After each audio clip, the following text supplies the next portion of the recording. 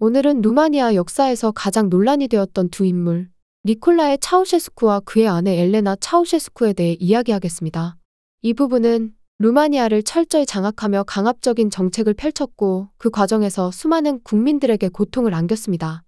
오늘 우리는 그들이 집권하던 시기에 권력 남용과 비극적인 정책들을 살펴보겠습니다. 니콜라의 차우셰스쿠는 1965년 루마니아 공산당의 지도자로 등장하며 절대 권력을 쥐게 되었습니다. 그의 부인 엘레나는 단순한 퍼스트 레이디가 아니었습니다. 그녀는 남편의 정치적 동반자이자 정책 결정에 깊이 관여하며 실질적인 권력을 행사했었죠.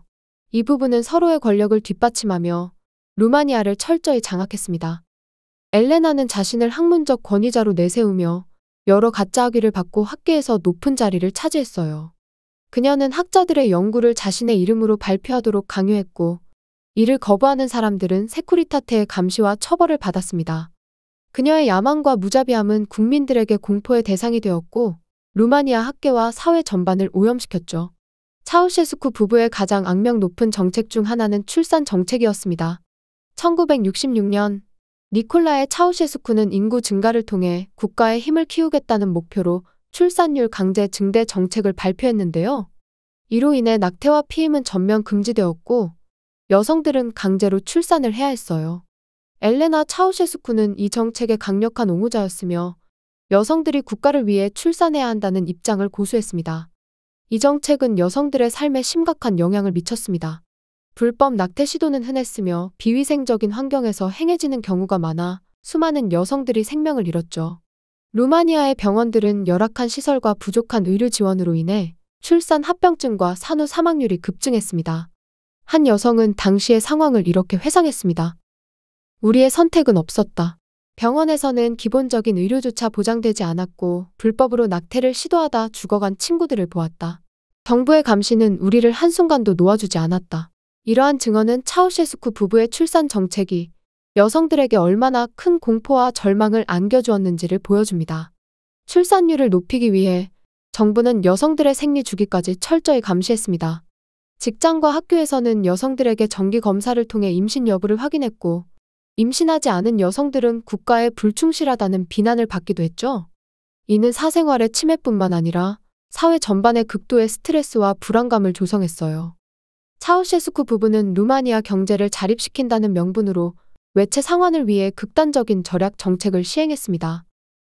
모든 국민은 정부의 강제 절약 정책에 따라 생활해야 했으며 식량과 전력은 심각하게 부족해졌습니다. 국민들은 배급표로 기본적인 식량을 구했고 정전 정책으로 인해 긴 겨울밤을 촛불과 담요에 의지해야 했어요.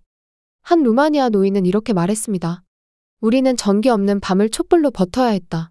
겨울이 되면 코트를 입은 채 잠들어야 했고 아이들은 배고픔에 지쳐 울곤 했다.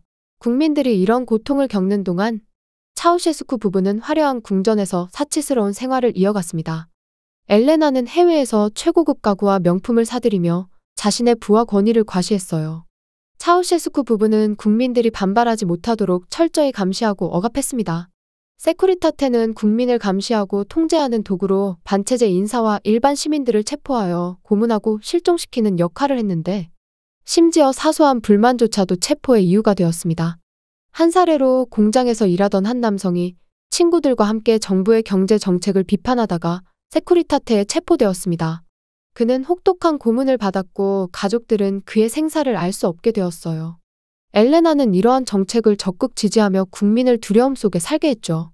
국민들은 자신들의 집에서도 작은 소리로 이야기해야 했고 벽에도 귀가 있다는 말이 일상이 되었습니다. 엘레나는 해외 순방에서도 터무니없는 행동과 요구로 외교 문제를 일으켰습니다. 그녀는 방문하는 나라에서 최고급 대접을 받기를 원했으며 유럽의 한 국가를 방문할 때는 최고급 호텔과 전용 주방장까지 요구했죠.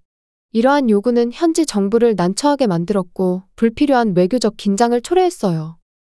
또 다른 사례로 엘레나는 아시아의 한 국가를 방문했을 때 그 나라의 전통 의식을 비하하며 이런 구시대적인 행사는 현대 사회에 맞지 않는다 라고 발언했습니다. 이러한 무례한 태도는 루마니아와 다른 국가들 사이의 관계를 악화시켰죠. 1980년대 후반 국민들의 불만은 극에 달했습니다. 경제위기, 생활고, 억압적인 정책, 터무니없는 출산 정책에 대한 분노가 폭발하며 전국적인 반정부 시위가 시작되었는데요. 티미슈아라에서 시작된 시위는 곧 부쿠레슈티로 확산되었고 수천 명의 시민들이 거리로 나와 차우셰스쿠 부부의 퇴진을 요구했습니다.